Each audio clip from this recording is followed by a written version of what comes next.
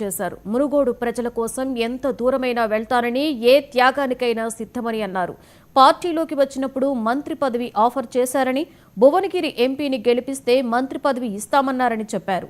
మంత్రి పదవి ఇవ్వడం ఇవ్వకపోవడం అధిష్టానమిష్టమని, ఎవరి కాళ్లు మొక్కి పదవి తెచ్చుకోనని రాజగోపాల్ రెడ్డి వ్యాఖ్యానించారు. నేను అందరిలాగా పదవులలోకి పోయి పైరవులు చేసి దోచుకునేటోళ్ళైతే కాదు. ఎవరికి కావాలి పెద్ద పెద్ద పదవులు? పదవులు అడ్డం పెట్టుకొని రాజకీయాలకు వచ్చి రాజకీయాలు అడ్డం పెట్టుకొని పదవులకు వచ్చి వేల కోట్లు దోచుకునేటానికి వారికి పదవులు కావాలి. మీరు ఇస్తానని హామీ ఇచ్చిండ్రు, ఇస్తారా ఇవ్వరా అది మీ ఇష్టం.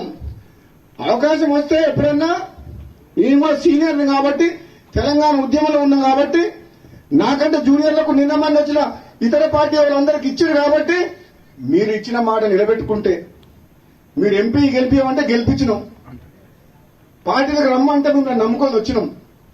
ఇస్తారా ఇయ్యరా అది మీ ఇష్టం.